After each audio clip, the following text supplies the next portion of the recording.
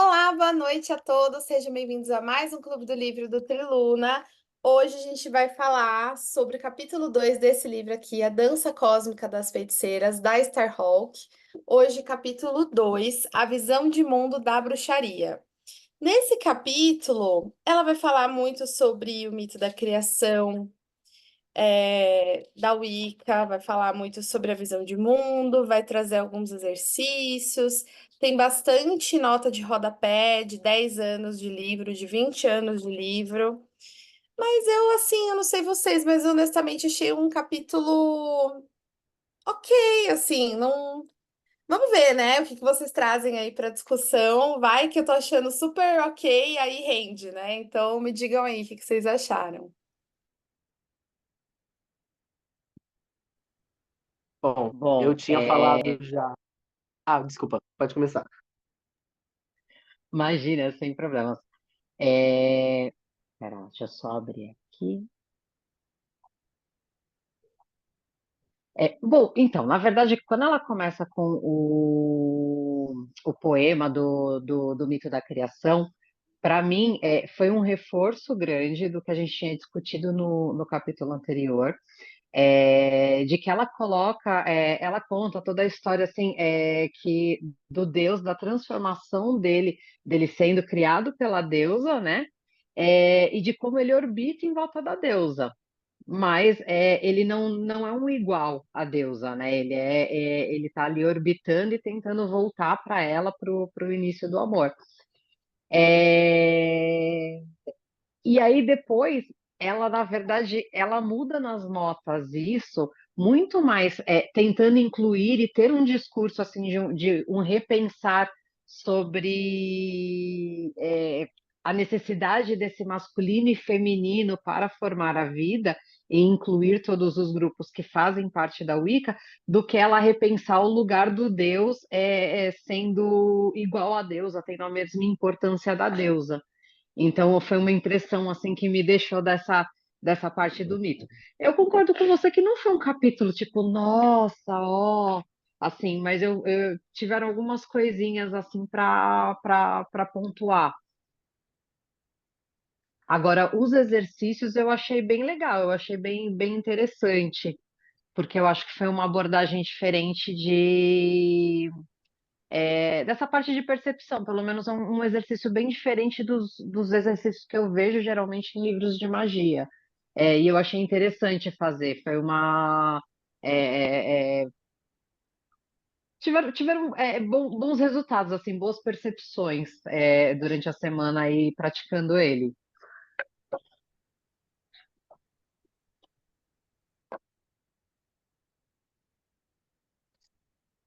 Bom, posso falar um pouco também?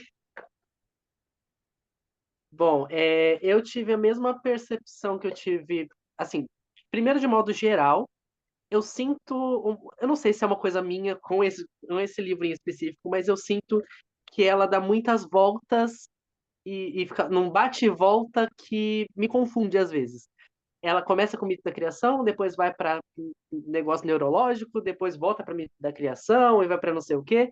Então eu acho a forma de escrita dela um pouco bagunçada nesse sentido. É claro que a mensagem que ela quer transmitir acaba se tornando clara no final, mas ainda assim são coisas que parecem coisas soltas que ela juntou e depois ela tentou dar uma coesão. Pelo menos foi essa a impressão geral que eu tenho do capítulo.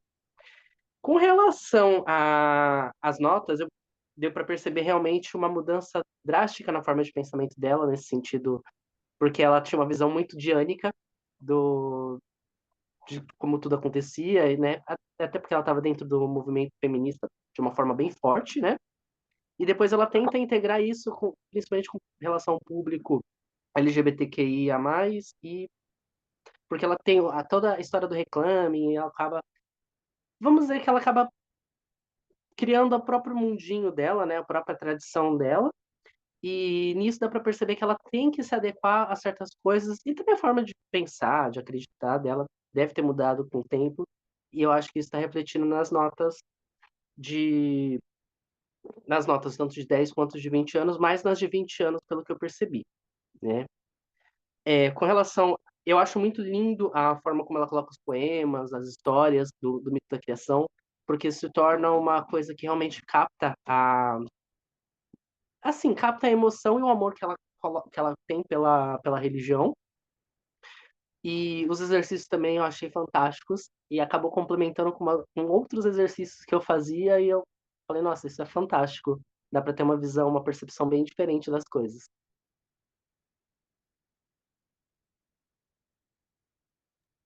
Perfeito.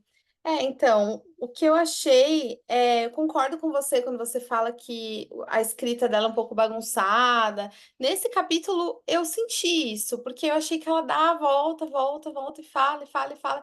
E você fica tipo, tá, mas eu acho que eu perdi alguma coisa, então, porque parece que tá falando uma coisa super importante, mas daí você vai ler de novo, você fala, tá, mas eu li, não.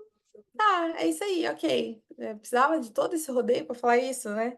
Mas ok, assim, eu acho que esse capítulo, eu acho que é um capítulo muito importante para quem é bem neófito, sabe? Assim, tipo, tá pegando agora o conceito de deusa, o conceito de Deus. Acho que esse capítulo é muito importante para quem é neófito, porque assim, essa parte do Deus azul, eu confesso que não sei por que é azul, tá? Não sei por que é azul. Mas, ok, Deus verde, né? Deus do amor, Deus da morte, acho que faz todo sentido. Só não entendi o porquê do azul aqui, falando do começo, né? E aí, se a Laura quiser falar alguma coisa sobre a Luara, quiser falar alguma coisa sobre o capítulo no geral, opinião, pode falar. Ai, gente, oi, tudo bem? Eu acho que depois de 2 semanas eu consegui finalmente. Eu também senti essa dificuldade muito grande, porque, assim, vindo da leitura de outras bibliografias, a gente já tem um certo conhecimento, você já vai ali esperando alguma coisa, e, sinceramente, ela me confunde muito, porque é um vai e vem tão grande que às vezes dá a entender que ela é como se ela tivesse pego várias tradições, ela tivesse pego várias bibliografias ali e falado assim, olha, dizem isso, eu acho isso, mas você pode achar isso aqui também. Então você fica tipo, tá, mas e se fosse uma pessoa que não conhecesse nada, um neófito chegando ali e indo buscar esse conhecimento? Acho que esses primeiros momentos do livro, ele tá dando uma confusão. E aí eu sou aquela leitora que busca o spoiler, né? Um pouquinho mais pra frente ele começa a clarear. E a gente começa a ter um direcionamento mais específico, mas ela confunde tanto a gente no começo que te dá uma vontade de desistir em alguns momentos ali. Você fala assim, meu, essa leitura ou ela é complexa demais para mim, ou eu não tô entendendo o que que eu tô fazendo aqui. Isso tá sendo uma dificuldade muito grande para mim. Inclusive, achei mais difícil de ler do que a história da bruxaria. Eu acho que a história da bruxaria fluiu tão mais tranquilo, um livro inteiro dedicado a isso, do que esses primeiros capítulos. Eu não sei por que que eu tive essa impressão. É que eu acho que esse livro, A História da Bruxaria, ele é muito palatável, né? Não é aquele da Dark Side? Não, o que eu tenho de outra editora é uma capa até que eu acho que é rosa a capa dele. É bem bonitinha. Assim, tem a capa vermelha e branca e tem a capa rosa. Mas é um livro. Quer ver? Eu vou tentar. Eu acho que eu tenho ele Não é aqui. do Dark Side? Não é o da Dark Side. Peraí que eu tenho ele Não, aqui. tem um outro de uma outra editora, eu sei qual que ela tá falando. Porque a capa é branca e vermelha. Eu falei, nossa, tem outro então. Ah, Tem. Eu acho que ele é bem mais antigo que o da Dark Side. Esse tá. é a História da Bruxaria do Jeffrey Russell e Brooks Alexander, se eu não me engano. Tá. É da editora. Nossa, não tem o nome da editora aqui, gente. É da Goya. A Goya, inclusive, Ah, tem duas. tá.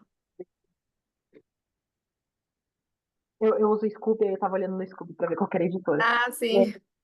esse livro, apesar dele parecer uma tese, porque às vezes ele fica muito complexo também a forma como é escrito, eu acho que para quem não tem tanta familiaridade com a leitura fica difícil, mas eu achei muito mais tranquilo de ler do que esses primeiros capítulos da dança.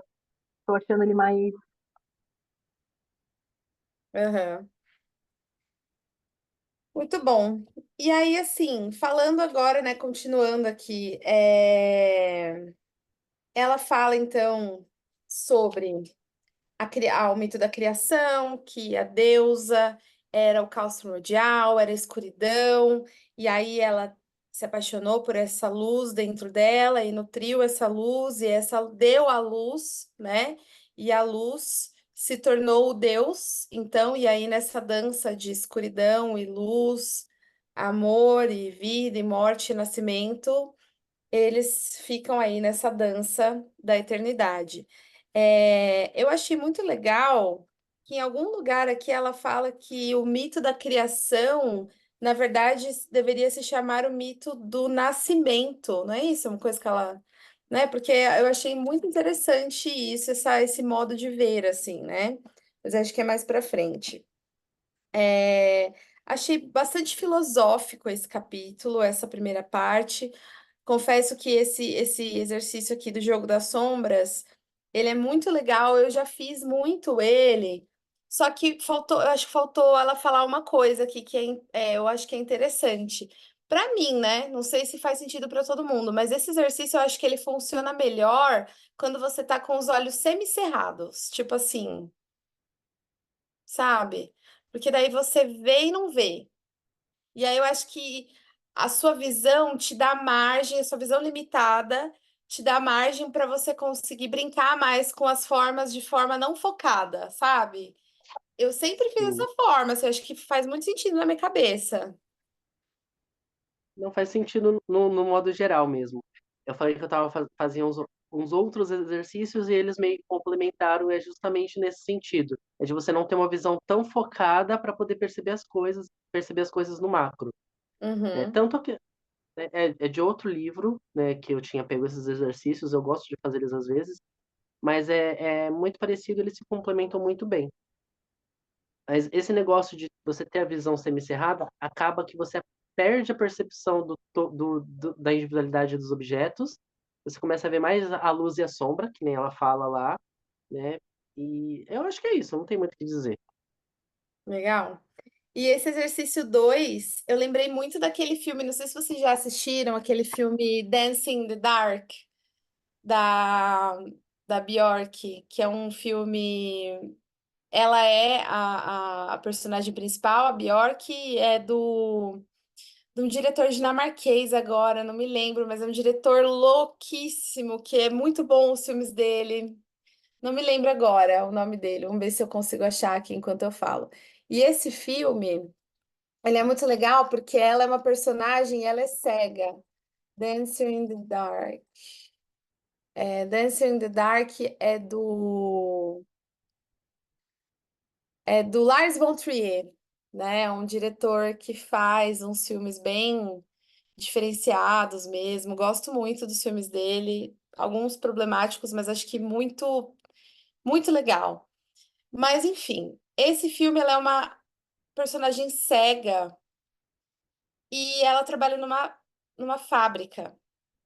E ela, na verdade, ela tá perdendo a visão. Ela não, se não me engano, ela não é 100% cega, se não me engano, ela é, não lembro agora. Enfim, e ela trabalha em uma fábrica. E na fábrica, você escuta muito barulho ritmado das máquinas, né? Trabalha numa linha de produção. E ela escuta um barulho ritmado. E ela começa a escutar esse barulho ritmado e transforma isso em música. Que a personagem dela é uma personagem que, além de cega, é extremamente otimista e esperançosa da vida, assim. E daí ela começa a escutar os barulhos das máquinas, ela começa a dançar, ela começa a ouvir o ritmo das máquinas e ouvir uma melodia, tal, assim. E é muito louco isso. Eu amei esse filme. É um filme extremamente triste, é um dos filmes mais tristes no top 10 assim, do mundo. Mas é muito bom essa cena, eu achei bem romântica, assim, né? Como a gente pode encontrar melodia e ritmo em tudo, né? Eu, como futura bardisa, também me gosto muito dessa ideia, né? Dos sons.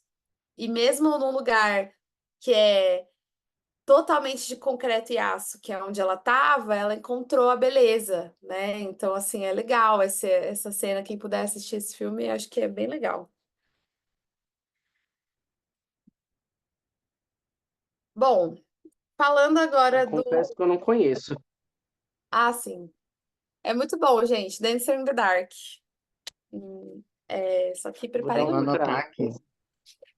Eu também. Deixa eu fazer uma pergunta para vocês, Sim. aproveitando que você estava falando. É, quando a gente vê os exercícios que ela vai indicando ali, vocês acham que, tipo, é que eu não sei por quê, mas eu não consigo seguir tão à risca. A gente vai adaptando conforme aquilo que a gente já vai realizando no dia a dia. Como você sente em relação a isso? Tipo, ela passar uma instrução e a gente acabar adaptando um pouquinho.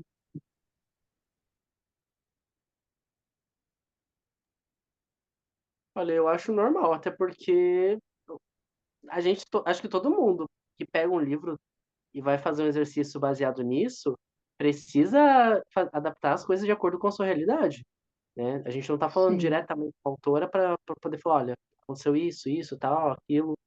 Eu acho que eu, pelo menos no meu ponto de vista, é uma necessidade, não é nem uma questão de estar fazendo alguma coisa errado. Eu acho que você pode adaptar, deve adaptar, mas eu acho que você não pode adaptar muito também. Porque quando a gente adapta muito, vira outra coisa, sabe? E tem um aspecto, tem um fator, quando a gente está fazendo um exercício, aprendendo algo novo, saindo da zona de conforto, tem o fator conforto, tem o fator do cérebro, o cérebro quer estar sempre inerte, né? Essa é a vontade do cérebro. Então, assim, quando a gente adapta muito, a gente acaba fazendo um negócio que é fácil pra gente. Aí a gente perde toda aquela curva de aprendizagem. Então, talvez assim, claro, adaptar, mas talvez não adaptar muito para que você ainda se desafie da forma como aquele exercício foi proposto, sabe? Eu acho que tem que ter esse meio termo aí para a gente não se sabotar.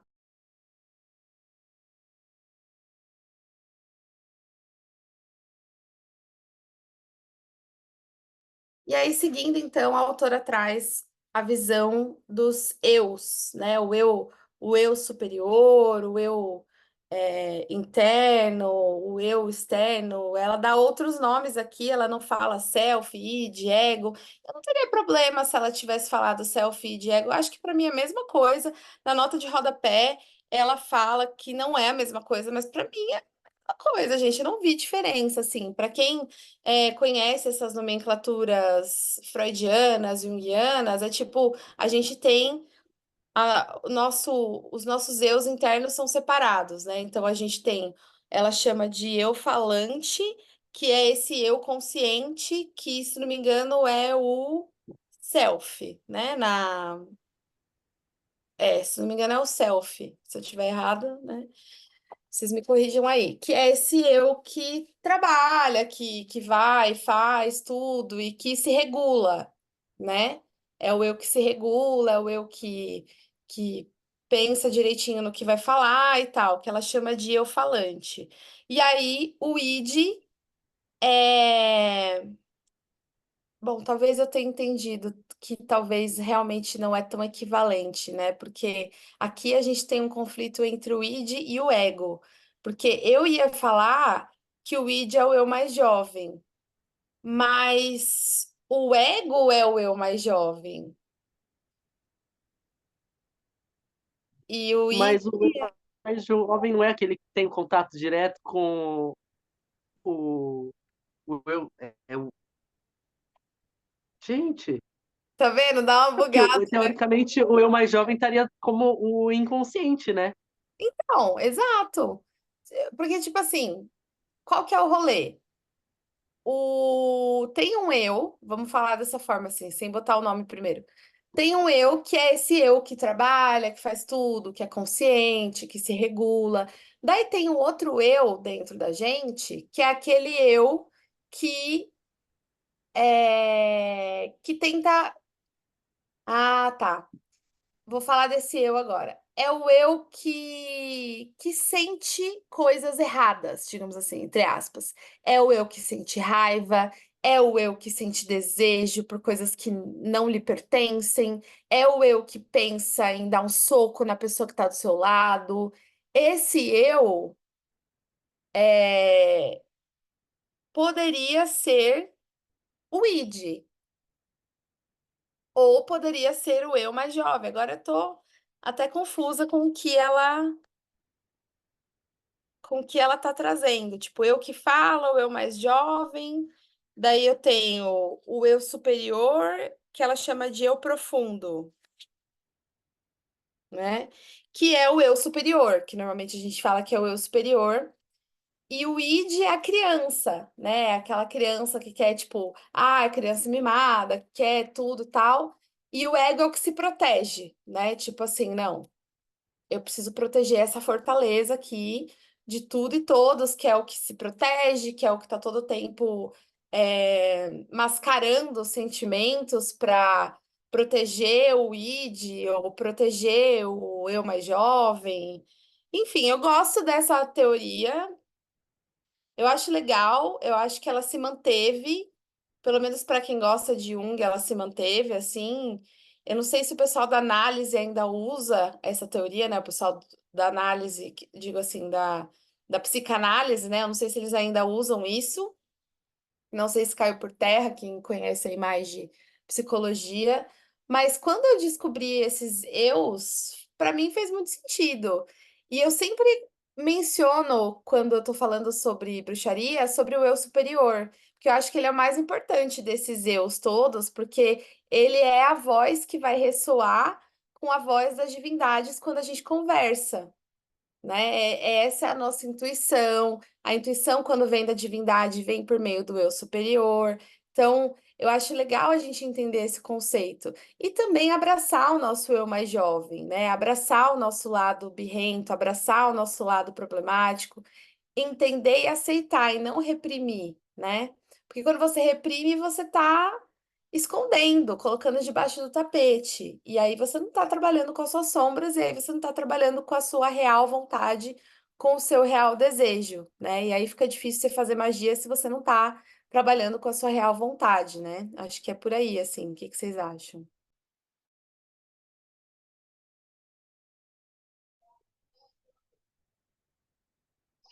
Desculpa, eu caí a conexão aqui, eu não peguei a pergunta. O que que vocês acham, né, dessas teorias junguianas, freudianas, essa divisão do eu? Qual vocês acham que é a importância, né, disso para bruxaria? Eu achei bem interessante, porque eu não manjo muito dessa parte de psicologia, mas você pensando pela parte, pela forma como ela coloca, que a gente tem que ter o equilíbrio de todos esses eus para que a magia flua, eu achei bem que faz total sentido, né? Olha, eu pensei já também de uma forma bem parecida, mas a minha questão ela vai um pouco mais para a questão de mitologia pessoal, porque é que nem ela fala que o eu jovem é o que gosta da dança, que interpreta os símbolos, que entende a parte mais imaginativa da coisa, né? Ela fala muito, por exemplo, de você de a gente fingir que é entendendo que aquilo não é, né? E eu acho que isso entra na parte de mitologia pessoal e na parte daqueles gatilhos mentais. Então, acho que faz sentido no ponto onde você constrói uma coisa para acessar certos estágios de, né, ou no caso, acessar o eu mais jovem para ele poder falar com o eu profundo. Eu só fiquei um pouco assim na questão, porque realmente eu tentei fazer também a associação com o id, com o ego, e eu dei essa bugada também. Porque apesar de fazer sentido usar essa analogia, e ela até falar que não vai usar porque tem que ser outra, porque não é a mesma coisa, em certo ponto ele parece muito, né? Acho que se a gente talvez colocar em outras palavras, a gente acabe chegando no mesmo lugar. Mas eu acho que nesse sentido, tanto que eu marquei aqui como inconsciente, como consciente, e o eu, o eu profundo como algo semelhante ao inconsciente coletivo, mas mais num sentido de divindade, de fagulha, de centelha, de ser uma parte divina individual nossa. Pelo menos foi essa a minha percepção. Se eu estiver errado, vocês me avisam. É, eu acho que eu vou partir do princípio também que você deu, e eu acredito que, assim, para quem está estudando, principalmente começando pelo neopaganismo, e fazer uma ligação com a psicanálise, com a psicologia, já é uma coisa que vai ficar meio intrínseca, né? Porque parte do nosso nosso aprendizado quando a gente está como neófito é se conhecer, né? E entender as nossas limitações, aquilo que a gente pode fazer, aquilo que a gente é capaz. Uma coisa que eu percebi bastante, principalmente você citou Jung, né? Tem um livro dele chamado Mapa da Alma, que ele já puxa isso também, o seu lado espiritual como parte da sua jornada também como uma pessoa.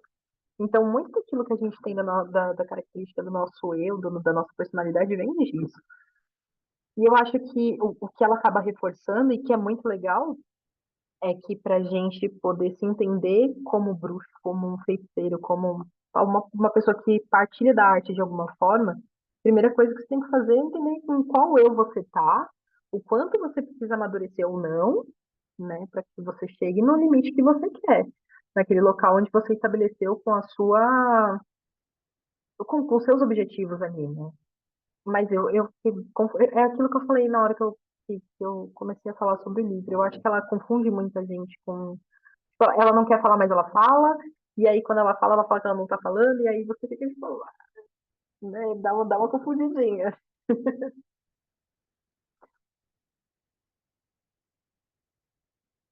Então, na verdade, estava ouvindo vocês falarem e também já dei uma olhada aqui nessas divisões, né?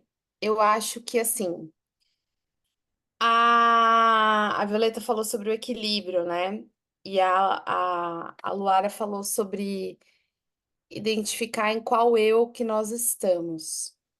Pelo meu entendimento, eu acho que assim, é muito difícil esses eus estarem equilibrados. Acho que eles nunca vão estar equilibrados. Acho que a gente sempre busca o equilíbrio, mas o nosso ego não deixa esse equilíbrio se estabelecer. Na verdade, assim, o ego serve para fazer esse equilíbrio se estabelecer. Mas acho que quem não deixa é o ig e, na verdade, a nossa psique como um todo, o id, né? Aí eu estava vendo aqui uma definição que deixa um pouquinho mais fácil para a gente entender isso daqui, que eu acho que é legal. Então, assim, o id é os instintos que nós temos que são incontroláveis, os desejos, aquilo que eu falei, aquela coisa que é imoral, injustificada, aquela coisa que é desenfreada, que é a nossa natureza humana carnal enfim, toda aquela coisa infantilizada às vezes, né? Esse é o id. É, e aí, o ego é o que faz com que é o que balanceia o id, é o que esconde, é o que faz com que a gente consiga reprimir esses desejos, reprimir essas vontades por uma questão tipo de ir para o outro oposto, pelo que eu tô vendo aqui, tipo, ele tenta organizar as coisas e mediar essas coisas. Só que é uma tentativa de equilíbrio. E aí a gente tem o superego. Então a gente tem o id, o ego e o superego. O superego é o que traz a moral. É aquele que, tipo, julga, vai te julgar, vai trazer todo o lado moral. Então é uma escala, né? O id do lado despirocado, o superego do lado moralista e controlador, e o ego tentando trazer o equilíbrio para esses dois, assim, tentando organizar tudo e aí ela fala, né, nessa página 73, o equilíbrio é certamente necessário. Eu acho que é impossível, porque a gente está sempre pendendo para esses lados, né? Uma hora a gente está tendo essas vontades, esses desejos, e que eles não podem ser reprimidos porque eles são força motriz para a nossa bruxaria e eles são, né, parte do nosso eu mesmo, né, que é a nossa real vontade. E aí, do outro lado, a gente tem o superego tentando, peraí, a gente vive numa sociedade, acalma lá, você não vai sair pelada na rua cantando Kumbaya, né? Então, tipo, tem esse outro lado. E aí tem o ego que fala assim, não, para eu me proteger, eu tenho que criar estratégias para estar entre esses dois. E aí, o self é a junção de toda a nossa psique, que é o consciente e o inconsciente. Pronto, é isso. É... Isso segundo Freud e Jung. Pronto. Eu acho Nossa. é, acho que deu para resumir, né? Daí, pela analogia que ela traz aqui, então o eu que fala, não dá pra gente, não é igual, né? Não é igual. O eu que fala é o consciente e depende da hora que tá falando, né? Eu acho que talvez seria o superego, vai. O eu que fala seria o superego, aí o eu mais jovem seria o id e o ego seria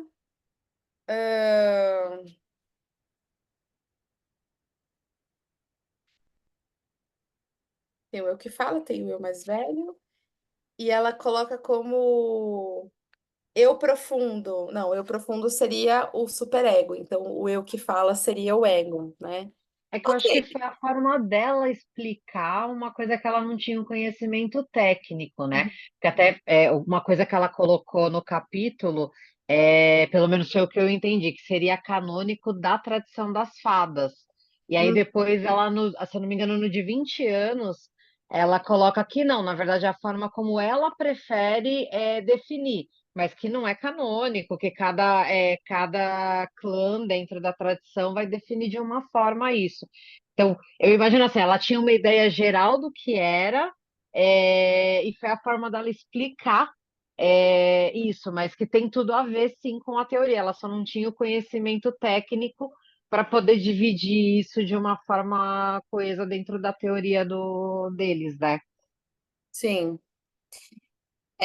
eu vi isso daí também. E o eu superior, ele é algo mais esotérico, pelo que eu entendi nas leituras que eu já fiz. Ele não é necessariamente uma teoria de Freud, ele é algo mais esotérico. Talvez Jung tenha falado sobre isso, não me recordo, mas eu superior seria uma coisa mais esotérica, do tipo assim: existe um eu dentro de você que está alinhado ao à sabedoria ancestral que permeia aí nos registros acásticos do universo, que é uma coisa do tipo assim: o conhecimento é gerado, bruxos vêm, gerações de bruxos vêm, aprendem, aplicam seus conhecimentos e morrem.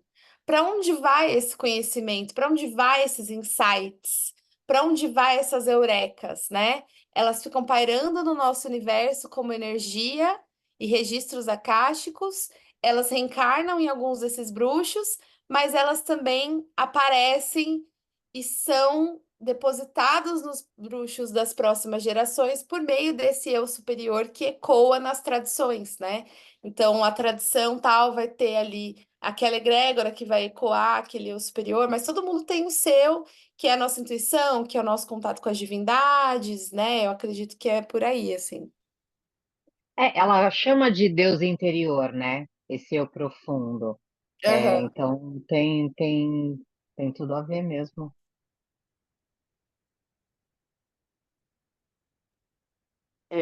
Eu pensando nesse sentido, eu tinha feito realmente essa análise esse pensamento na questão dos eus, eu tinha colocado como consciente, como inconsciente, né? E eu acho que isso encaixaria nesse sentido, até porque o princípio básico do Jung ele entra nisso e não tanto na parte do ego, do id. O Jung ele trabalha mais com aquela questão do consciente e do inconsciente, né? E quando ele coloca nessa parte ela coloca o eu que fala, seria literalmente o nosso consciente. A questão daquilo que a gente pensa, que a gente tem controle, que a gente tem consciência do que está acontecendo e é a nossa vontade aplicada, né? Não é uma coisa que acontece contra a nossa vontade entre aspas, né? O eu mais jovem, eu acho que ele já estaria bem na parte do inconsciente, que trabalha com sinais, que trabalha com símbolos e que tem coisas guardadas lá dentro que a gente não, às vezes nem se lembra que existem, mas impactam na nossa vida. E é aquela parte, por exemplo, que o pessoal fala que acessa por hipnose, que seria aquela parte que a gente consegue acessar é, nas terapias que a gente vai usando o consciente para poder entrar no inconsciente e tirar, escavar as coisas que estão lá. E o inconsciente seria justamente a parte que está ligada ao inconsciente coletivo, que aí entra essa questão de, né, o bruxo faz e aquele conhecimento vai para onde? Segundo Jung, o Jung teria uma espécie de egrégora psicológica, né, que acontece para todas as espécies e não seria diferente para os seres humanos, que é mais ou menos assim. Eu lembro que um livro que eu peguei dele, ele fala basicamente assim: um gato nasce e mesmo que ele não tenha contato nenhum com os das outras espécies, ele vai saber como que um gato age. Como que ele sabe isso? É através do inconsciente coletivo, né? Que ele pelo menos chama de inconsciente coletivo daquela espécie. Eu acho que entraria muito essa questão do eu profundo. é, eu não diria que necessariamente seja esse inconsciente coletivo, mas eu diria que seria um ponto de ligação, né? Onde a gente conseguiria se conectar com a egrégora, talvez dos bruxos, dos pagãos, seja lá como for, né, e trazer esse conhecimento para a gente. Porque a gente sabe que tem muito bruxo que tá aí fazendo as coisas muito certo e nem sabe, nunca estuda nada, né? Vamos assim por dizer. Mas eu acho que seria, eu pelo menos consigo entender dessa forma. O consciente como eu que fala, o inconsciente como o eu mais jovem e o eu profundo já sendo a conexão já direta com o inconsciente coletivo. Perfeito. Resumiu muito bem.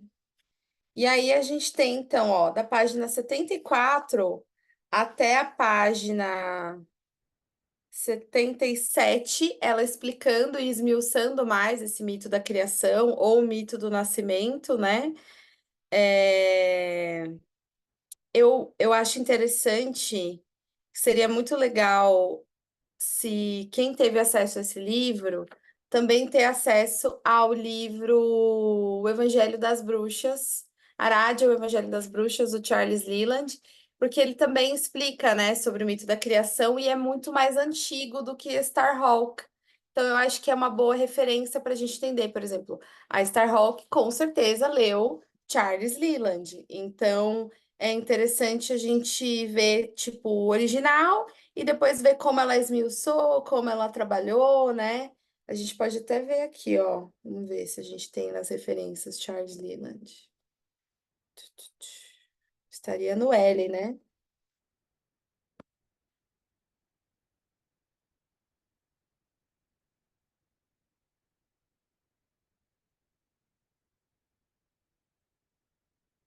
Nossa, não. Ah, tá aqui. Não falei? Aqui, ó, Leland Charles, na página 368. Aradia, O Evangelho das Bruxas. Claro, né? Com certeza, é uma referência. E quando se fala de mito da criação, é esse livro, né? Então, é a referência principal em relação a isso. Então, é bem interessante também a gente saber, né, da onde veio. Porque, se não me engano, foi um dos primeiros autores a realmente esmiuçar o mito da criação, né? Ele é lá de, quer ver, ó, lá de eu acho que 1999 é a edição que ela usou, porque o livro é mais antigo que isso, então tá tudo bem. Bom, que mais aqui? Alguma coisa da página 77? Aqui ela está falando sobre polaridade, ela já mudou a visão de polaridade dela, ela já entende que não é mais algo feminino e masculino, por mais que a gente tenha o mito da criação, né? Eu tava. A uni- Pode falar, pode falar. Eu fiz só uma nota que eu achei bem interessante aqui na página 75, que ela Aham. fala que o eros cego, no entanto, torna-se o amor, né? E na questão da mitologia grega, já que ela cita Eros, a gente sabe que no início da criação, alguns autores descrevem um Eros primordial, que seria a cola universal, e é exatamente a forma como ela está descrevendo aqui. Eu só achei bem interessante essa ligação que ela teve aqui nesse ponto, né? Legal. Ela fala, né, sobre isso, a cola universal, bacana. Mas eu fiquei na dúvida com algumas coisas, porque ela fala assim, eu não pesquisei também, eu acabei não passando, mas ela fala muito sobre alguns pontos que parecem, você lendo o livro, parecem ser uma verdade absoluta. Por exemplo, que ela fala da deusa do amor nascida do mar ser a primeira manifestação da deusa. Onde que tá isso? Deixa eu ver. Ah, 74? Deixa eu ver. Tá na 70. Perdi aqui. Tá na 75 mesmo. É na 74, A Deusa do Amor que Surgiu do Mar, né? Eu não sei. Assim, é como eu falei, eu não cheguei a pesquisar. Então eu não consigo dizer nem que sim, nem que não. Mas para quem lê sem consultar depois um outro ponto, parece uma verdade absoluta. E a gente já viu que a Starhawk ela não é muito fiel à questão de pesquisa histórica, né? Uhum. Então eu fiquei Ela nessa, fala nessa. mas ela fala isso, inclusive, na introdução à edição de 20 anos. E Uhum, se eu tinha feito uma anotação sobre isso, se eu não me engano, ela fala assim, alguma coisa do tipo, que se ela estivesse escrevendo isso com a idade que ela tem, ou com a maturidade que ela tem, ela não teria falado certas coisas como ela falou, porque ela deveria ter estudado mais. Ela estava escrevendo como bruxa, e não como uma historiadora, nem como uma arqueóloga, nem como ninguém que estava ali, tipo, fazendo um estudo para ensinar outras pessoas. Ela só estava se sentindo livre e ela fala que ela usa a imaginação dela reconstruindo o passado, inclusive. Se eu não me engano, é isso. Eu só não sei lembrar para vocês qual é a página que ela fala isso, mas eu me lembro que ela fala alguma coisa desse tipo. Sim, eu lembro também. Eu acho assim, é complicado você falar Marian, a antiga deusa do mar, pagã. Pagã de qual lugar, né? Porque pagão é da terra. De qual terra a gente está falando? Porque vários lugares Uhum. diferentes têm outras representações de outras deusas primordiais, né? Então, na Gália, a gente vai ter Kálé como uma das deusas primordiais. Em alguns lugares, a gente vai ter menção sobre Toitia, em alguns lugares sobre Tiamat, em outros sobre Gaia, e aí, né, a gente vai indo, aí tem Pachamama, aí tem várias coisas assim, então, assim, a deusa antiga pagã, pagã de qual lugar, né? Eu acho complicado a gente.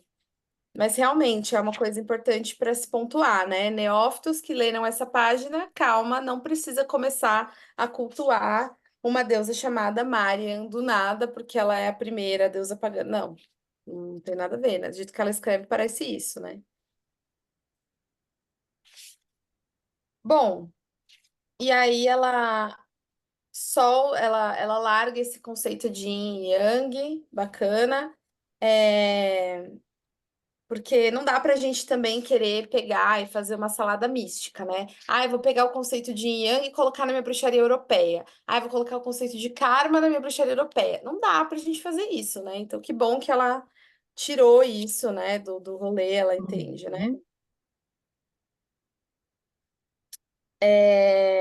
E aí ela fala que eu achei muito legal essa parte aqui, ó, na página 78, que ela fala que não dá pra gente negar a importância dos ciclos, né? Então, eu acho isso uma excelente lição para nós, bruxas e bruxos, porque os ciclos, eles ensinam lições para nós, lições muito importantes.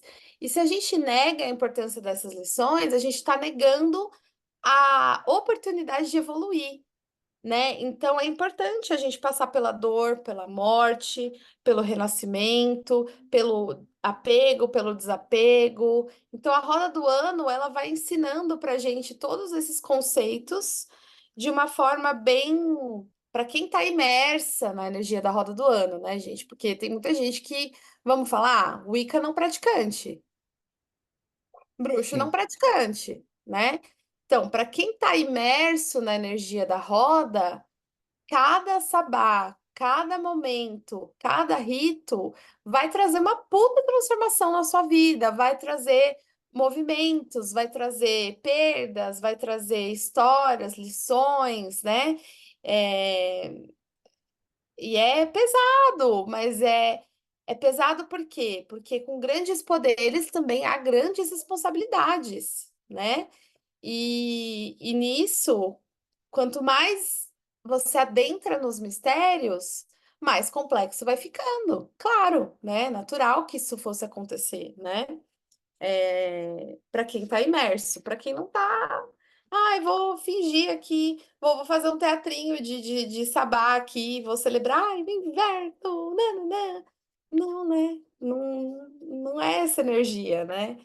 É, bom, fica aí o recado.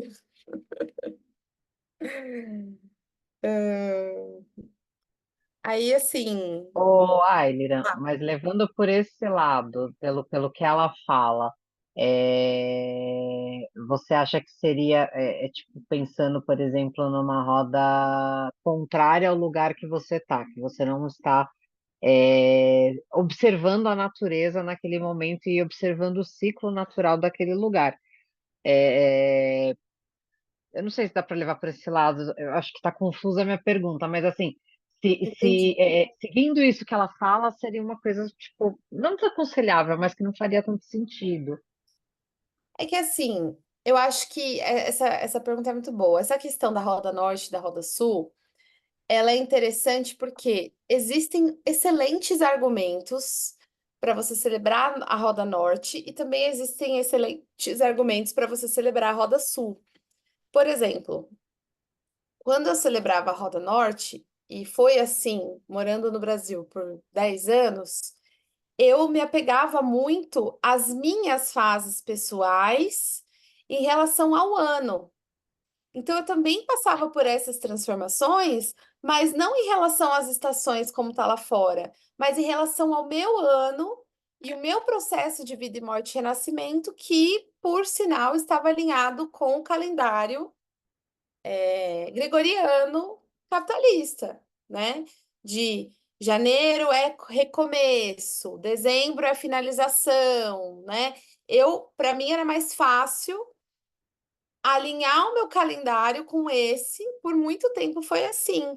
E aí eu ficava um pouco alheia das estações do ano, porque eu não sentia muito essa passagem das estações, porque eu acho que São Paulo, sei lá, o clima é muito louco, né? Independente se você roda por cima ou por baixo.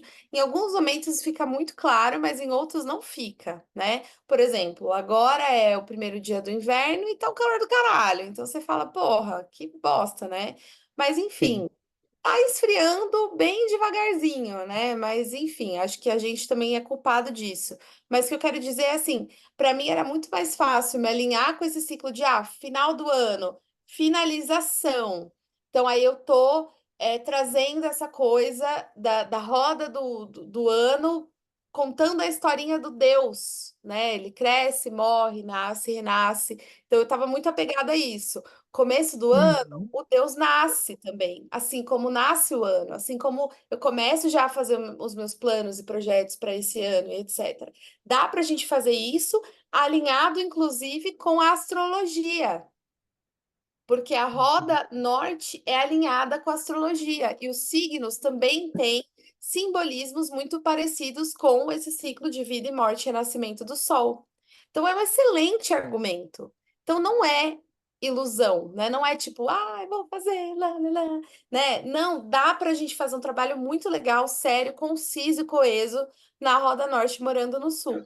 Da mesma forma que dá para a gente fazer também um trabalho conciso e coeso celebrando pelo Sul, estando no Sul, pensando bastante nas estações e nos ciclos de colheita até do Brasil, assim, então focando muito nas percepções, na estação. E aí, assim, é óbvio que para quem celebra pelo Sul, é muito mais interessante essa pessoa estar na natureza sempre que possível e celebrar fora, celebrar na natureza sempre que possível, porque daí essa pessoa vai sentir um pouco mais esse ciclo na hora desse ritual, né? Então é óbvio que, independente de não estar tão frio, é óbvio que está ventando, né? Então isso já ajuda bastante a você entrar naquele clima do Yule, por exemplo, do solstício de inverno, que é quando a gente está gravando esse vídeo.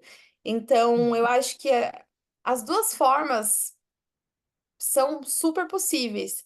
Eu acho que não é nem sobre a roda, é mais sobre você estar imerso ou não nessa energia. Porque tem gente que se diz wicaniano, se diz. Ah, falar wicaniano porque a roda do ano é algo intrinsecamente wicaniano, né? O resto das outras tradições celebram se quiser, porque a roda do ano é uma liturgia wiccaniana. Você, como bruxa natural, não precisa seguir, né? Nem tem nada a ver, assim. Você pode seguir se você quiser, mas não é uma obrigação. Mas para quem segue a roda do ano ou é wiccaniano, às vezes a pessoa, tipo, acha que celebrar um sabá é opcional. E isso não é estar Uhum. imerso na energia da roda. Então, acho que é mais sobre isso. Tipo, se é opcional, a reflexão também é opcional, o que significa que o diário também é opcional, o que significa que você ter essa, sabe, assim, diário, assim, que você escreve, as coisas que você passa, mas eu não sou de escrever, tudo bem. Mas qual que são suas reflexões normalmente? O que você normalmente tem pensado em se transformar, em fazer e tal? Então a pessoa passa a roda, entra a roda, vira a roda e é a mesma pessoa, sem nenhuma transformação interna, assim, sem nenhuma Hum, grande. Você fala, ok. Que roda é essa que você tá rodando, né? com certeza. Nossa, é totalmente isso, né? Assim, eu sempre morei aqui em São Paulo, então eu nunca. O meu contato com a natureza não é tão grande. Mas eu tenho a facilidade de ter um quintal enorme, tem muita árvore, e sempre vivi num mundo assim que, para mim, né, a, a cidade tem isso, né? Então, eu não, por exemplo, eu não consigo me ver hoje morando num apartamento porque eu não consigo pensar em não ter um quintal com árvore, com fruta, com terra, com bicho. E eu não sei, isso foi desde criança, então eu acabei criando uma coisa de observar o que está acontecendo, né? Então, assim, Uhum. eu sabia que a gente estava no inverno ou no outono por, por peculiaridades da estação. Tem, por exemplo, tá muito quente de dia e de noite faz muito frio. Então, eu sei que a gente está no outono. E eu acabei, assim, hoje em dia eu pesquiso de forma mais consciente, ativamente, justamente para tentar me conectar melhor com a natureza, até porque aqui não tem esse tempo louco, mas eu sei que na região sudeste a gente tem um clima específico que acontece em tal estação, e eu pelo menos tento adaptar, né? Eu gosto de comemorar essa base, embora não seja algo que nem eu falou, é uma liturgia estritamente wiccaniana, mas eu tento sempre adaptar isso de uma forma que justamente reflita no meu ser, eu consiga entender o que está acontecendo e me conectar através, eu vou chamar de mitologia pessoal, por falta de palavra melhor, mas é justamente aqueles pequenos símbolos, aquelas coisas. Então, às vezes, por ter esse contato, às vezes eu vejo algumas coisinhas acontecendo, e são coisas pequenas, porque a gente mora em cidade e não vê grandes Uhum. transformações das coisas, né? E a gente acaba, eu pelo menos acabo associando, né? Por exemplo, eu vejo um monte de azaleia florida por agora. Eu sei que é uma estação mais fria, porque eu vejo as azaleias. E eu acabo associando automaticamente as azaleias a essa estação do ano, né? Do mesmo jeito que uma festa junina, gente, é assim, eu posso estar cometendo um sacrilégio, mas para mim, Yuli tem cara de festa junina.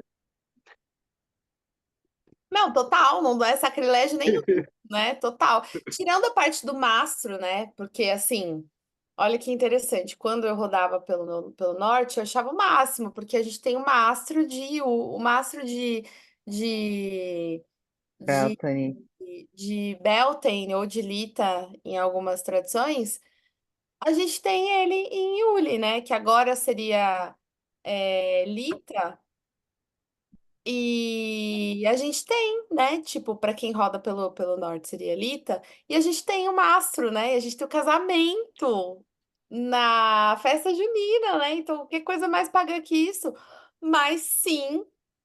Yuli é comidinha de frio e comidinha de festa junina, é uma delícia também. Então, acho que dá pra gente encontrar esses paralelos independente da roda, assim, né? Tirando uma coisa que tem nesse capítulo que é extremamente americano, que é o milho, né? Eu volto a dizer, o milho não é ancestral, o milho não é celta, o milho não é europeu, né? O milho, ele veio da América Central e ele foi para os Estados Unidos. Então, assim, é uma coisa extremamente americana você ter boneco. Ela fala assim: queimar o boneco de milho é... em qual estação? Yuli? No inverno, é, né? Não, acho que Acho que ela fala, não é em Walking que ela fala disso? Aí eu não lembro. Porque na minha cabeça, pelos filmes, assim, era em Beltane. Queimar o boneco de milho? É, que É, até não, não, não aquele, é em Luna aquele, que ela fala. aquele filme do boneco de palha que eles fazem numa ilha, tudo. Eu tinha isso muito no meu imaginário, mas eu não lembro qual é o sabá que ela fala que eles fazem. Então, a verdade é que não existe essa tradição, né? É uma tradição aqui, ó. Durante a colheita. Ah, tá. Então seria um lunaçá ou um Mabon. É na página 82. Eu já Ah, vi não entendi. muito bruxo de neopaganismo, neo-Wicca. Vou chamar de neo-Wicca, que já é um termo odiado, porém usado. Já vi muito bruxo de neo-Wicca fazendo, não necessariamente queimando, mas fazendo boneco de milho em Lunaçá. Então, e em Bolk também, por não sei qual razão, mas ela fala aqui, ó. é, Os camponeses queimam na fogueira bonecas de milho durante a colheita, e isso não significa necessariamente que eles um dia tiveram o costume de queimar seres humanos vivos, porque ela está falando É. sobre sacrifício e na colheita você jogar uma coisa na fogueira, tal. Isso existe em qualquer ritual pagão, sempre existiu. Você vai ter um banquete, o primeiro, a comida, tal, você joga na fogueira, que é uma oferenda a toda aquela egrégora, né, que nos mantém vivos. É, Mas o boneco de milho na colheita é fácil entender por que que isso aconteceu, essa associação, né? Cara, se você vai colher e o que você está colhendo é milho, é lógico que você vai montar um totemzinho, um bonequinho, tal, faz sentido, né? Mas aonde que se colhia milho nos nossos bruxos ancestrais? É a América Central e que subiu para a América do Norte. Não é uma prática de bruxaria tradicional britânica, não é uma prática celta, não é uma prática saxônica, não é uma prática nórdica, não é uma prática grega, não é, né? Então não é ancestral. Não que não possa fazer, mas é que eu gosto de trazer o tradicionalismo sempre que possível, assim. Estando no druidismo mais ainda, né? A gente não faz nada sem embasamento histórico, sem algum folclore que seja que fala sobre aquilo a gente não faz, porque a gente tenta, né, reconstruir. Já é tão difícil reconstruir os celtas, que é um guarda-chuva imenso de práticas. Então, a gente tenta seguir sempre com folclore. Mas na Wicca eu também tento trazer esse tradicionalismo sempre que possível, porque, poxa, já é uma liturgia magra, né? Porque é uma liturgia dos anos 50. Dos anos 50, meu pai estava vivo, meu avô estava vivo, eu não sei quem estava vivo agora, mas alguém da minha geração que eu conheci estava vivo, então é extremamente recente, né? Então, Uhum. e se você for falar, então, da Wicca no Brasil, anos 80, anos 90, é mais recente ainda, né? Então, se a gente puder manter as coisas o mais reconstrutivas possíveis, possível, melhor, né? Sim. Eu acho, né? É, eu compartilho essa visão do tradicionalismo, porque eu sempre falo, a gente tem sim a possibilidade de trazer a nossa vivência, né, o nosso conhecimento, aquilo que faz sentido pra gente, mas a gente jamais deve fazer alguma coisa simplesmente pelas vozes da cabeça. Eu pelo menos eu penso numa coisa, tenho uma ideia, eu vou lá e vou pesquisar para saber se era realmente aquilo, se eu posso fazer aquilo, né? Na pior das hipóteses, eu não encontro uma base, eu vou tentar consultar um oráculo e ver o que, que é que eu posso fazer com relação àquilo, né? Mas eu tento fazer esse trabalho, estou estudando bastante. É um trabalho imenso essa parte de reconstrução, e a gente acaba descobrindo que muitas coisas que são consideradas tradicionais na realidade são só alguém fez daquele jeito, não tem tanto E tempo e todo virou, mundo né? aceitou como verdade absoluta. Uhum. E isso cai muito no que a gente estava falando no início, né? De que uma coisa muito adaptada, ela acaba virando uma nova coisa. Não que seja ruim, mas não é mais sobre aquilo que você estava fazendo, né? Se transformou já numa nova coisa. Eu também acho bem interessante tentar manter o máximo possível, né? Porque não é possível manter tudo, mas o máximo possível dentro do que era realizado. Já deu certo, né, gente? Já estava dando certo, não tem muito o que mexer. Por outro lado, como eu gosto sempre de jogar lenha na fogueira, né? Por outro lado, eu acho interessante uma coisa. O pessoal estabelece a religião, né? Então, Gerald Gardner estabelece a religião, estabelece a liturgia, estabelece os rituais. Dali a um pouco, 20 anos, menos até 10 anos, vem a carga da deusa. Ah, ok. Foi uma canalização da Doreen Valiente, ok, uma coisa que veio para agregar. Pô, muito legal, vamos acrescentar. Dali um pouco, vem a Wicca indo para a América do Norte, para os Estados Unidos, por meio de Raymond Buckland. Beleza, né? Abriu a porteira, mas tá bom. Na verdade, antes dele teve o Rei das Bruxas, né? Que é o. Esqueci agora, antes do Raymond Buckland, né? Aquele cara lá que é rockstar total, que eu esqueci o nome dele agora. É... Mas enfim, abriu a porteira lá, tal, e aí criou-se duas tradições diferentes, né? A tradição de... Nossa, gente, tá me fugindo os nomes. Tem duas linhas gardnerianas nos Estados Unidos. Acho que a de Newcastle e a de Long Island, uma coisa assim. E aí surgiu essa divisão também, tá? Ok. Ah, o rockstar é o Alexander Sanders, que é Ah, o que criou, então, a Alexandrina. Abriu mais a porteira Alexandre. ainda. É. Aí, quando chegou nos Estados Unidos, criou-se o Conselho Wiccaniano. E aí, no Conselho Wiccaniano, criou-se mais regras. Começou a se popularizar a Wicca, aí veio a lei tríplice, né? E a Wicca Rede ficou mais em evidência, né? Tipo, faça o que quiser e sem ninguém prejudicar, é algo que o próprio Gardner já tinha trazido, porque toda a liturgia da Wicca veio da Telema. Até aí, tudo bem. Mas a lei tríplice veio, mas não era uma coisa que todos os covens aplicavam, né? E aí depois veio o Conselho Wiccaniano com os 3 objetivos da bruxa, que também é uma coisa que, tipo, mais uma coisa para você adicionar, para você aplicar. E aí depois veio as Ardanes, que é algo que pouca gente fala e que é extremamente complexo. Extremamente complexo, não, extremamente. Não é tão complexo, mas é extremamente contraditório e extremamente. Não posso falar? Contraditório mesmo. Que são tipo, as Ardanes são cerca de mais ou menos 100 máximas, 100 leis, que tipo, não é bem lei da magia, mas são tipo continuações da lei tríplice, continuações da Wicca Rede. Na verdade, é a Wicca Rede completa.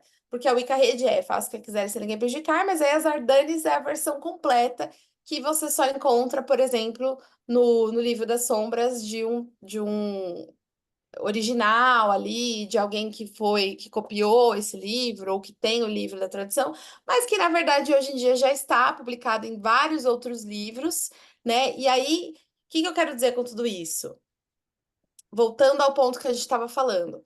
Ok, a gente adapta, mas não pode adaptar demais, porque senão descaracteriza e vira uma outra coisa. Mas também não dá para a gente fechar os olhos para a misoginia de Gardner, não dá para a gente fechar os olhos para a falta de inclusão e diversificação e democratização e desmistificação da Wicca, que para hoje já não cabe, é extremamente elitista a forma como era feita antes, e que, Uhum. e que alguns covens ainda tentam replicar.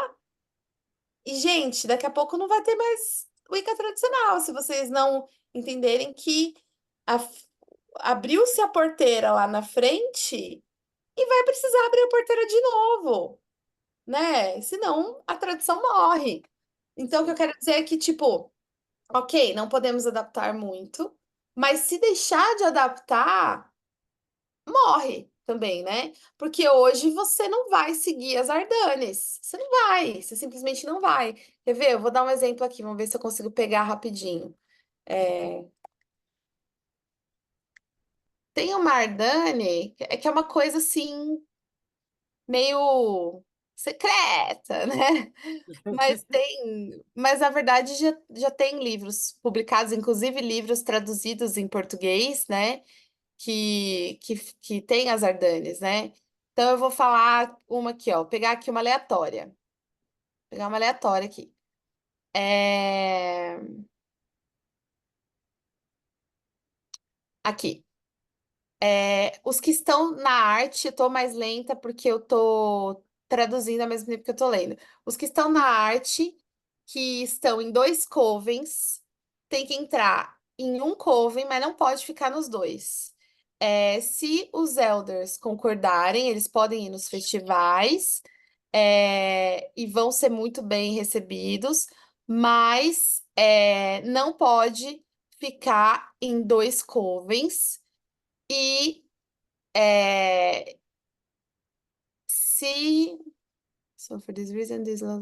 Ah, tá. E se alguém sair de um coven por causa de. E aí, assim, se essa pessoa sair do coven e por causa disso o coven se desestabilizar e tal, que a maldição da deusa caia sobre essa pessoa. Tipo, o quê? Sabe? Deixa eu ver a cara de vocês. Feita pelo Vaticano. É, sabe, tipo, o quê? Eu não acredito que você, tradicionalista, tá, né, tipo, ainda tão, como fala? Saudosista, querendo se apegar a uma coisa que fala um bagulho desse, né? Você realmente tem orgulho de ser extremamente tradicionalista e se apegar a uma coisa dessa? Tipo, eu teria orgulho de quebrar com isso e, tipo, trazer o novo que faz sentido. Eu não teria orgulho de me apegar a um negócio desse, entendeu? Você entende o que eu quero dizer? Tipo, porque a minha tradição é. A sua tradição tem isso escrito na sua tradição. E aí? É praticamente a mesma coisa que aquele pessoal que pega a Bíblia e quer seguir ao pé da letra. E não se desapega, não entende que foi escrito numa época que as coisas eram diferentes. Aham. Sim. É, é. Eu acho que Não, assim, a não gente se tem que entender que o desapega, mas ao livro. mesmo tempo também finge não ver coisas que não interessam, né? Vocês estavam falando disso e eu acabei lembrando assim, na questão do reconstrucionismo helênico, eu não sou expert, mas eu estudo um pouco nessa parte, tinha uma máxima que toda vez que alguém fosse prestar uma prece, fazer algum ritual ou alguma coisa relacionada aos deuses, essa pessoa deveria lavar as mãos antes, né? Uhum. A gente entende essa questão porque naquele tempo as pessoas, elas tinham muitos trabalhos, chegavam sujas e chegavam imundas e muitas delas não tinham o hábito de tomar um banho que nem a gente tem hoje em dia. Então, o ato de lavar as mãos, além de representar uma purificação, seria para você estar limpo para poder mexer e cultuar a divindade. Então a gente entende, tipo, existe a questão da ritualística de lavar as mãos? Ok, existe. Mas é a mesma coisa que você estar limpo e tomar um banho. Então não é seguir ao pé da letra. A gente entende que existem adaptações que tem que ser feitas, porque se a gente tentar pensar que realmente existe né, eles falam que é a tradição que está lá desde o do tempo do Paleolítico, né? E se ela perpetuou dessa forma, ela se transformou muito desde quando ela começou até quando ela chegou agora. Por que ela tem que estacionar da forma que está agora?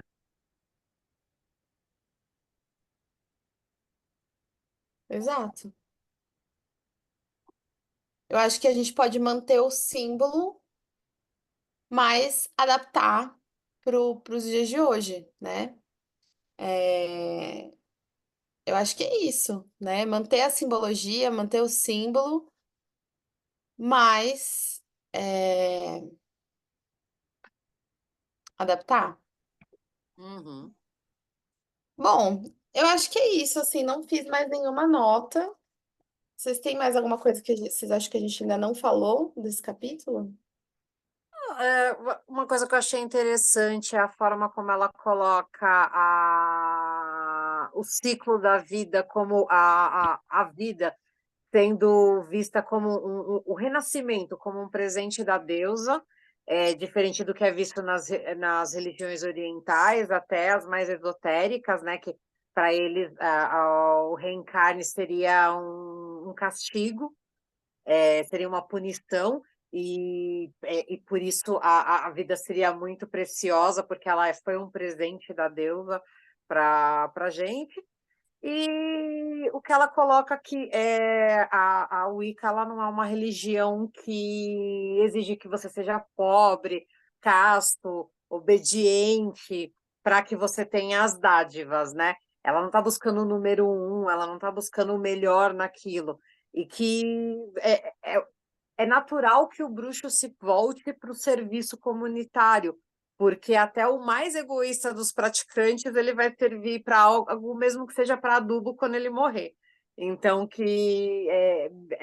o normal é que você tente cuidar das pessoas, você entenda que você faz parte de toda essa teia.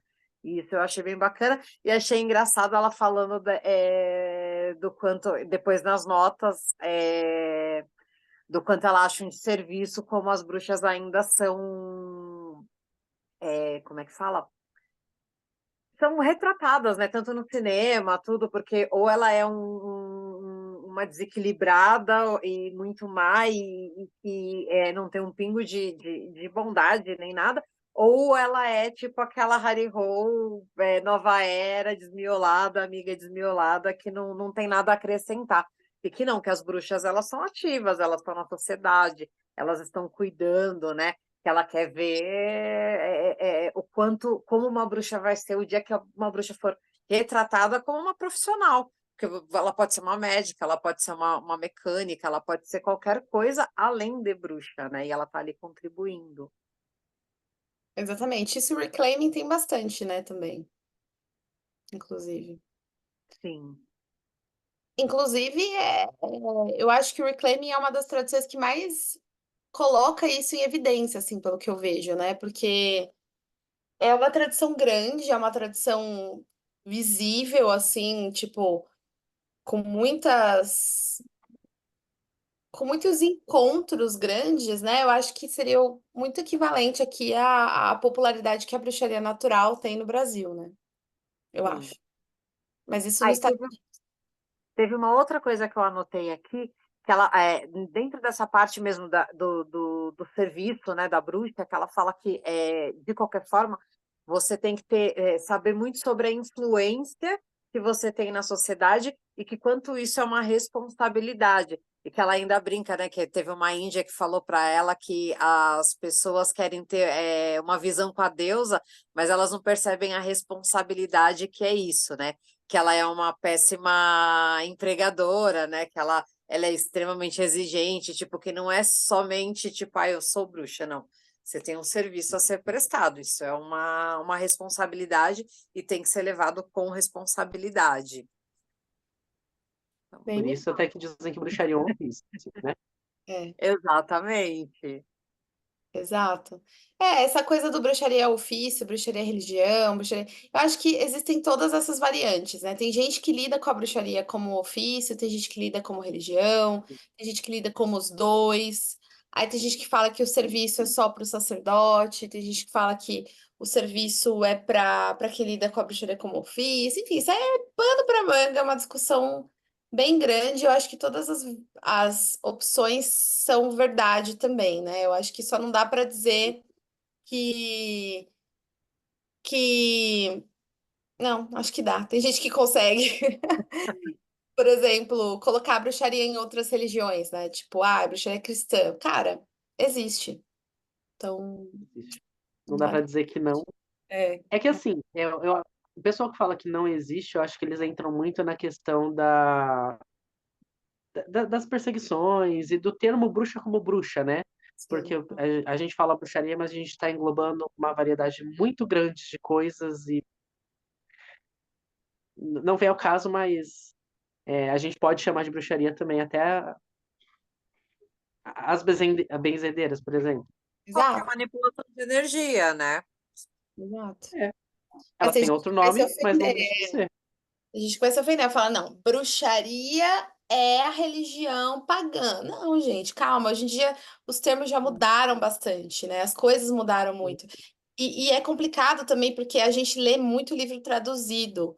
E livro traduzido é uma coisa que, tipo, vem de lá. E lá, realmente, para eles, witchcraft é a bruxaria que é coisa pagã, né? Então, lá ainda tem muito essa ideia, porque lá eles não têm tanta popularidade da bruxa verde, da bruxa benzedeira, não teve tanta influência do cristianismo, porque nós somos colonizados. Claro, eles também foram, mas a igreja anglicana lá não é tão forte quanto o cristianismo é aqui, né? Então, assim, até nisso teve uma diferença, né? E a igreja anglicana tinha membros druidas. Então, tem essa questão também. Existem boatos de que a rainha Elizabeth fez parte de uma ordem druídica. Então, tipo, olha só ali o balaio, né? Então, nós fomos colonizados por outro povo extremamente católico, que é diferente. E aí, essa abordagem, né, também vai ser diferente. Então, o único indício de paganismo em Portugal era os celtas da Celta Ibérica. Então, a gente tem um pouco de origem de resquícios celtas nos nossos colonizadores, mas na época que a gente foi colonizado, muito já tinha se perdido, né? Até mesmo na Irlanda, né? Enfim, isso é outra história. Assunto para outra história. É. Então é isso, gente. Espero que vocês tenham gostado. Quem está assistindo aí, a gente acabou trazendo outros devaneios para esse capítulo, né? Mas o capítulo em si, ele é bem tranquilo, eu acho, né? E aí no próximo a gente vai falar sobre Coven. Aí eu quero ver. Então é isso, gente. Boa noite e até a próxima. Blessed be. Blessed be. Blessed be. Tchau, tchau.